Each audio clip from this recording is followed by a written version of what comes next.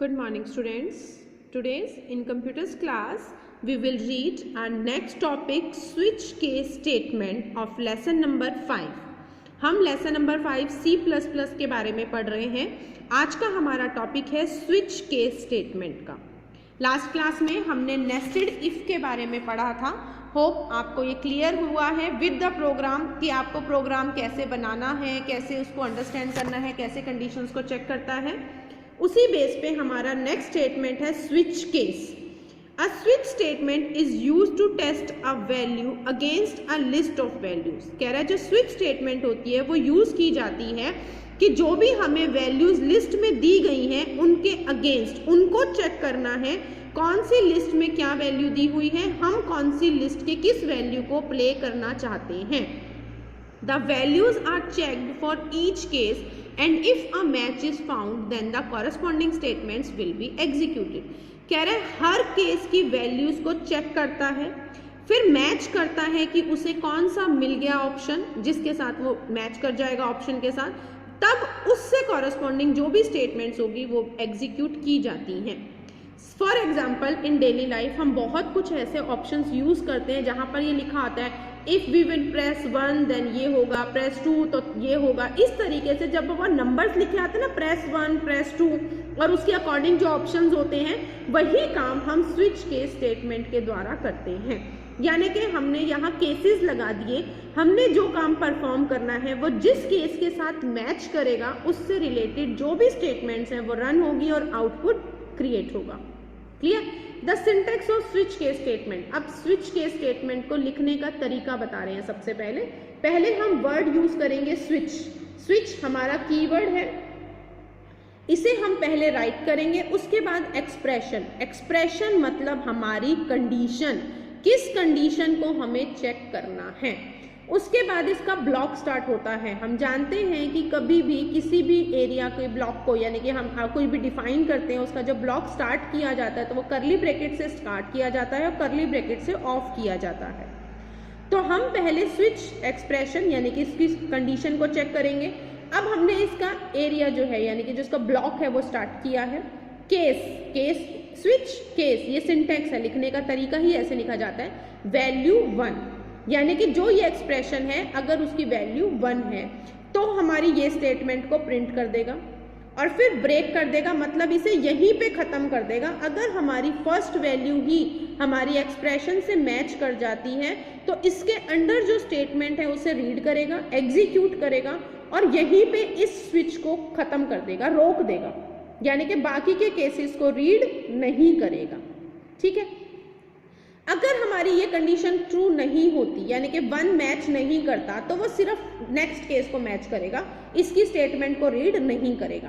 Case value 2 अगर 2 से match होती है तो इसकी स्टेटमेंट को करेगा रीड और ब्रेक कर देगा. अगर ये भी नहीं होती है तो नेक्स्ट केस की वैल्यू को रीड करेगा, स्टेटमेंट रीड करेगा, ब्रेक कर देगा. अगर ये भी मैच नहीं होती है, जितने भी केसेस हमने लगाए हैं अगर उन किसी भी केस से हमारी वैल्यू मैच नहीं होती है तो यहाँ डिफॉल्ट का ऑप्शन आएगा और उसकी जो स्टेटमेंट है उसको रन करेगा और ब्लॉक से बाहर आ जाएगा. यानी कि जो ये स्विच का ब्लॉक हमने ऑन किया था ये उसको हमने ऑफ किया है, क्लोज कर दिया है, तो यहाँ से बाहर आ जाएगा. जैसे हमने इफ एल्स की कंडीशंस लगाई थी, इफ में कंडीशन लगाई उसके रिकॉर्डिंग करेगा कि अगर ये कंडीशन सही हो जाती है तो इस एरिया को रन करेगा, नहीं तो अदरवाइज के केस में हमने एल्स यूज किया था वैसे ही स्विच केस में पहले कंडीशन को केसेस के साथ मैच करेगा. अगर हमारे केसेस के साथ मैच हो जाता है तो उसके कॉरस्पॉन्डिंग जो भी हमारी स्टेटमेंट्स हैं उन्हें रन करेगा. अदरवाइज के केस में यहाँ जो कीवर्ड यूज हुआ है वो डिफॉल्ट यानी कि डिफॉल्ट में जाएगा और उसके अंडर की जो स्टेटमेंट है उसको एग्जीक्यूट करेगा. क्लियर. नेक्स्ट है, इसको फ्लो चार्ट के द्वारा दिखाया गया है. एक्सप्रेशन 1 तो एग्जीक्यूट 1 करेगा और ब्रेक कर देगा, बाहर आ जाएगा. देखो यही है. अगर ये नहीं है, अगर ये एक्सप्रेशन मैच नहीं करता तो नो के केस में एक्सप्रेशन वैल्यू 2 को चेक करेगा. अगर इसके इक्वल है तो इसकी एग्जीक्यूट करेगा, ब्रेक करेगा और क्लोज कर देगा. अगर ये भी फॉल्स हो जाती है नो के केस में वो डिफॉल्ट पे जाएगा और ब्रेक कर देगा.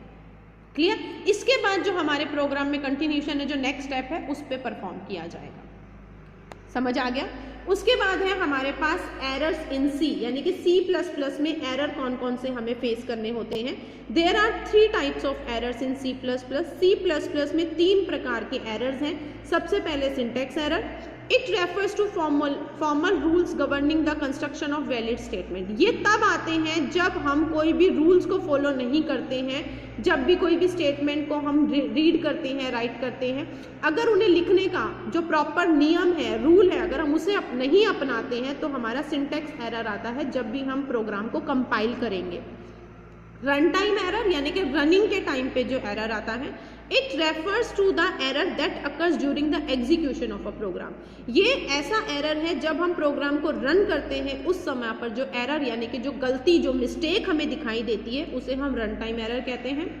Logical error, it refers to an error that produces incorrect and undesirable output. ये एरर तब आता है जब वो गलत या जो हमें नहीं चाहिए था वो आउटपुट हमें डिस्प्ले करवाता है, तो उसे लॉजिकल एरर कहा जाता है। These are 3 types of errors in C++, syntax error, run time error, logical error. ये आपका क्वेश्चन बनता है, how many types of errors and define them. Clear? अब आज हमने पढ़ा है स्विच के स्टेटमेंट और errors in C++। Switch case statement, hope आप सभी को इसका सिंटैक्स और इसको करने का तरीका समझ आया है। हम इसे क्लियर करते हैं with the help of a C++ program. Page number 68 पे आपका प्रोग्राम नंबर 7 गिवन है, जो कि आपका स्विच केस पर बेस्ड है। हमें ये प्रोग्राम में बताया गया है, write a program in C++ to perform the basic mathematical operation. कह रहा है C++ में ऐसा प्रोग्राम बनाओ जो कि बेसिक मैथमेटिकल ऑपरेशंस पर परफॉर्म है। बेसिक मैथमेटिकल ऑपरेशंस कौन सी होती हैं? एडिशन, सब्ट्रैक्शन, मल्टीप्लिकेशन, ये सब कुछ। सबसे पहले हम अपना लाइब्रेरी सेक्शन और मेन फंक्शन ओपन करेंगे। इसके बाद इसने लिखा है int num a b। Int हमारा integer data type, num a और b ये हमारे 3 वेरिएबल्स के नेम हो गए। अब ये सी आउट स्टेटमेंट, यानी कि आउटपुट के लिए जो हम यूज करते हैं, सी आउट में दिखाया है एडिशन +1। अगर हमें एडिशन करनी है तो हम 1 को प्रेस करेंगे, सब्ट्रैक्शन करनी है प्रेस 2, यानी कि ये अलग अलग, यहाँ पे एक सिंगल ऑपरेटर लगाया है, डबल लगेगा, आपको ये करेक्शन करनी है। सी आउट स्टेटमेंट में दूसरी में दिखाया है सब्ट्रैक्शन प्रेस 2, फिर थर्ड प्रेस करने के लिए मल्टीप्लिकेशन, फोर्थ करेंगे तो डिवीजन। ये सब हमें मैसेज एज इट इज दिखाई देगा आउटपुट स्क्रीन पर। उसके बाद नंबर्स को इनपुट करवाया है, एंटर द फर्स्ट नंबर। सी इन के द्वारा वैल्यू वेरिएबल के अंदर इनपुट करवाई गई है, ए के अंदर। Enter the second number, B के अंदर। ये हमारे पास नंबर हो गए 1 और 2, ये हमारी इनपुट हुई है। दैट मीन्स एग्जीक्यूशन के टाइम हम इनमें वैल्यूज इनपुट करवाएंगे। सी आउट एंटर योर चॉइस, आपकी चॉइस को, यानी कि जो हमने ये 1 2 3 4 ऑप्शंस दिए हैं, इनमें हमारी चॉइस इनपुट होगी और वो किस वेरिएबल में जाके स्टोर होगी? नम में। यानी कि नम में हम क्या स्टोर करेंगे? 1 2 3 4 जो भी हमें डालना है। अब यहाँ लगा स्विच। स्विच में एक्सप्रेशन किसको चेक कर रहा है? नम को, यानी कि नम में क्या वैल्यू है, 1 2 3 या 4 जो वैल्यू गई है उनको वो केसेस से मैच करेगा। अगर तो नम की वैल्यू 1 है वो केस 1 से करेगा, रिजल्ट दिखाएगा एडिशन का और यहीं पे ब्रेक कर देगा। इन केस नम में वैल्यू 2 है तो वो 2 के साथ मैच करेगा, सब्ट्रैक्शन दिखाएगा दोनों नंबर का और यहीं पे ब्रेक कर देगा। अगर वैल्यू 3 है तो सी आउट में मल्टीप्लिकेशन का मैसेज दिखाएगा और मल्टीप्लाई करेगा। देखो हमने a + b, a - b, a multiplication b, ये एक्सप्रेशंस दे रखे हैं ना, नंबर्स की मल्टीप्लाई करेगा, ब्रेक कर देगा। केस 4 अगर हमारे पास मैच करता है तो डिवीजन का रिजल्ट दिखाएगा, a/b और ब्रेक कर देगा।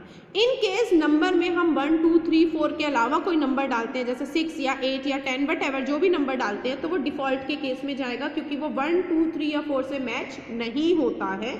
तो डिफॉल्ट में प्लीज चूज करेक्ट ऑप्शन। ये मैसेज जो भी हमने दिखाया है वो हमें एज इट इज स्क्रीन पर दिखाई देगा। उसके बाद स्विच को बंद किया, गेट ch फंक्शन लगाया और मेन फंक्शन को बंद किया। ये हमारा प्रोग्राम है C++ का, जो कि हमने स्विच केस के बेस पे सॉल्व किया है कि हमने ऑप्शंस इनपुट करवा दिए। जो हमारा ऑप्शन होगा जिस करेक्ट केस से मैच करेगा वो जो एरिया है वो रन करेगा और उसके बाद वो प्रोग्राम को ब्रेक कर देगा। क्लियर? आज का आपका होमवर्क यही है कि कंप्लीट चैप्टर आपको रीड करना है, इनके सिंटैक्स को आपको अच्छे से लर्न करना है और प्रोग्राम्स के थ्रू इन्हें सॉल्व करना है। Okay students, thank you.